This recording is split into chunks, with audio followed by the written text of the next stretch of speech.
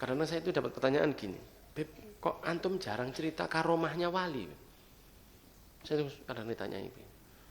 Kok antum itu jarang pengajian antum di di mana di YouTube itu kok jarang cerita wali yang bisa jalan di atas air atau saya pikir kalau untuk begitu saya tidak perlu dibuat di sini, ya.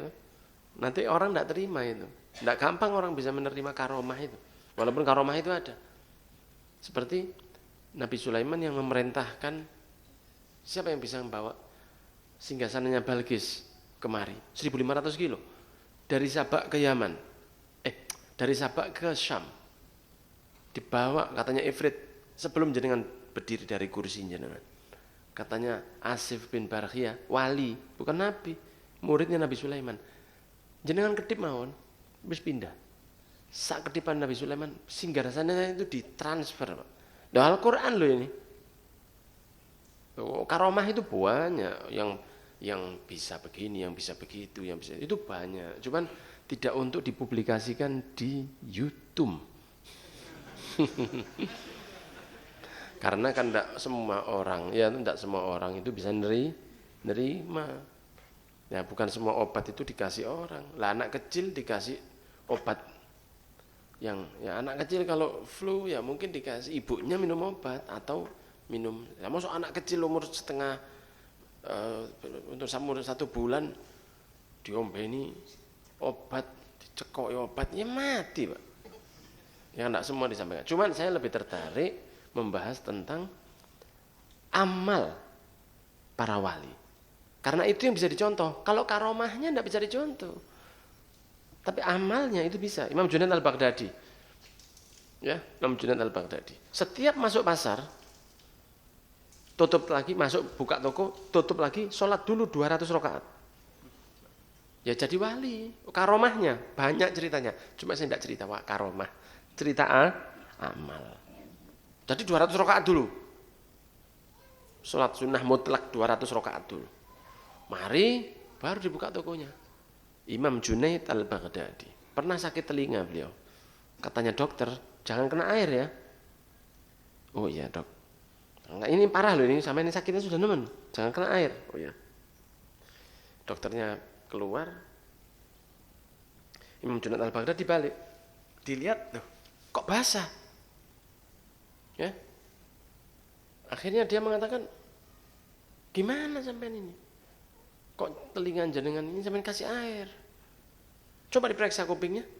Sudah sembuh. Sudah sembuh. Saya loh kok bisa? Apa yang sampean lakukan? Saya ngelakukan perintah Allah. Ya Allah yang menyembuhkan. Akhirnya dokter itu tobat. Karena dia merasa bahwa kemampuan saya dengan ilmu saya bisa menyembuhkan. Saya menghalangi Anda untuk ngelakoni sunai kanjeng Nabi. Dia tidak mau. Tapi itu kelasnya Imam Junaid al-Baghdadi. Nek Gus Junaid, mana tidak datang orangnya ini. Lah kalau Cak Junaid, jangan macam-macam nurut toh ambek dokter Pak. Karena kita wudhunya tidak yakin. Itu. Nah, itu Imam Junaid al-Baghdadi punya karomah sangat banyak sekali. Tapi saya lebih senang cerita amalnya wali daripada karomahnya. Ya kalau antum tak cerita ini percaya.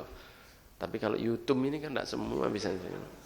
Ya, jadi kalau menyampaikan taklim di sosmed, tidak usah bahas karomahnya wali.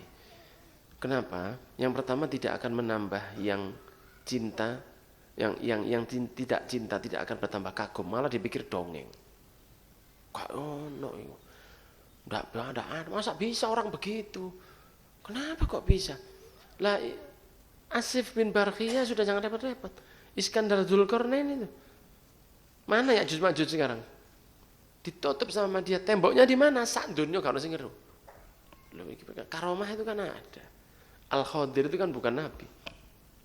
Para ulama mengatakan beliau bukan nabi. Waliullah. Ada ulama yang mengatakan beliau nabi. Nabi Musa diajak keluar, ada anak kecil dibunuh sama dia. Surat Kahfi. Kenapa? Karena anak ini kalau besar akan bawa murtad kedua orang tuanya. Loh, dari mana kamu tahu? Dari Allah langsung. Loh kok iso? Itu karomah. Ya. Kalau kita karemania. Ya.